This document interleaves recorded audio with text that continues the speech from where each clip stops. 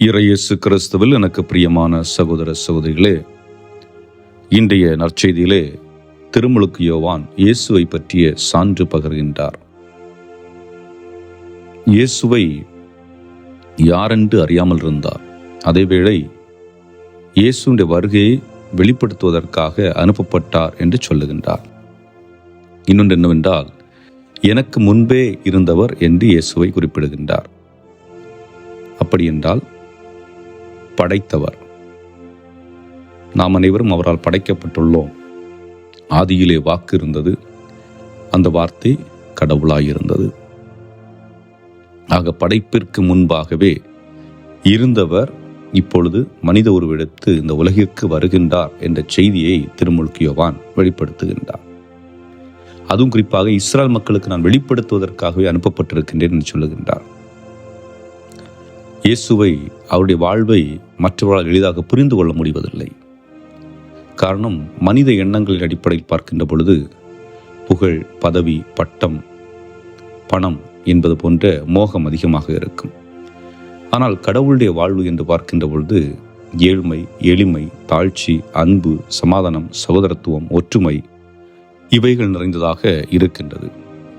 இதை பல நேரங்களிலே மனிதர்கள் ஏற்றுக்கொள்வதில்லை. ஏன் இன்றைக்கு கூட நாம் பார்க்க முடியும், எந்த மனிதரை இளைஞர்கள் அதிகமாக சார்ந்திருக்கின்றார்கள்? சமுதாய புரட்சி செய்கின்ற மனிதர்களையா? சமூக அக்கறை கொண்டு மாற்றங்களை ஏற்படுத்த வேண்டும் என்று குரல் கொடுக்கும் மனிதர்களையா? அல்லது ஏற்கனவே பெயர் புகழ் பெற்ற மனிதரையா? அதாவது விளையாட்டுப் போட்டிகளிலாக இருக்கலாம், கிரிக்கெட், ஃபுட்பால் போன்ற விளையாட்டுகளிலாக இருக்கலாம், அல்லது சினிமா துறையிலிருந்து வருகின்ற நடிகர் நடிகைகளாக இருக்கலாம். யாருக்கு பின்னால் அதிக மக்கள் செல்கிறார்கள்? ஆக புகழும் மேன்மையும் அவர்களை கவர்ந்திருக்கிறது. அந்த ஈர்ப்பின் அடிப்படையிலே மனிதர்கள் பின் சென்றுகின்றார்கள். ஆக அந்த அடிப்படையில் இயேசுடைய வாழ்வு இருக்கப் போகிறதா என்றால் இல்லை.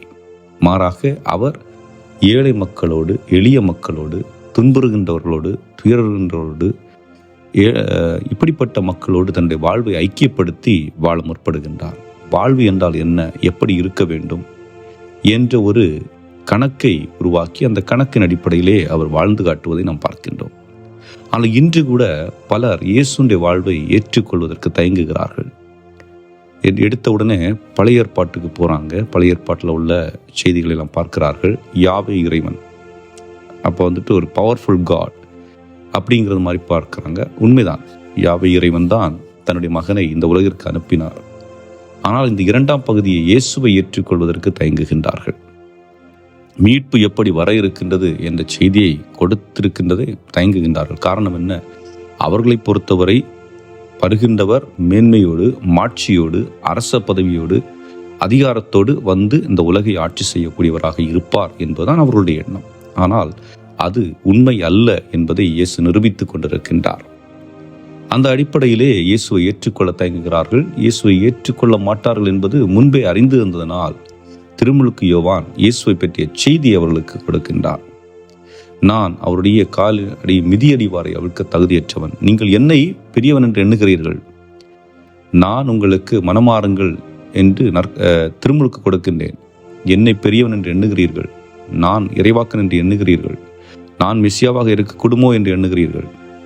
ஆனால் உண்மையிலேயே நான் மெசியா அல்ல. உண்மையிலேயே நீங்கள் எதிர்பார்க்கும் இறைவாக்கன் நானும் அல்ல. உண்மையிலேயே நான் எலியாவும் அல்ல. ஆனால் அது இயேசுவுக்கு முன்னோடியாக அனுப்பப்பட்ட ஒரு நபர்தான் என்று சான்று பகரக்கூடிய ஒரு மனிதராக நாம் பார்க்க முடிகிறது. அன்புக்குரியவர்களே, நம்முடைய வாழ்விலே, நம்முடைய குடும்பங்களிலே யாருக்கு அதிக முக்கியத்துவம் கொடுக்கின்றோம்? பொறுமையாக, நிதானமாக, ஏழ்மையாக, நேர்மையாக, அன்பு செலுத்தி வாழுகின்ற மனிதர்களுக்கா, அல்லது பணம் வைத்திருக்கின்ற மனிதர்களுக்கா? பணம் மட்டுமே ஒரு மனிதனுடைய வாழ்வை தீர்மானிப்பதில்லை. ஆனால் அதையும் விட சிறப்பு வாய்ந்தது உறவுகள். இயேசு உறவுகளோடு இருந்தார். மனித இனத்தோடு, மனிதனோடு ஒன்றித்து இருந்தார்.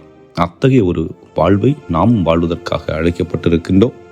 சிந்தித்தவர்களாக நம்மை ஒப்புக் கொடுப்போம். என்றும் வாழும் எல்லாமல்ல இறைவா, நாங்கள் உம்முடைய பிள்ளைகளாக வாழ்ந்து சான்று பகரக்கூடியவர்களாக எவ்வாறு திருமுழுக்கு யோவான் உமக்கு சான்று பகிர்ந்தாரோ அதுபோல் நாங்களும் சான்று பகிரக்கூடியவர்களாக வாழ வேண்டிய அருளை மாற்றலையும் எங்களுக்கு தந்தருள எங்கள் ஆண்டவராய கிறிஸ்து வழியாக மன்றாடுகின்றோம். ஆமென்.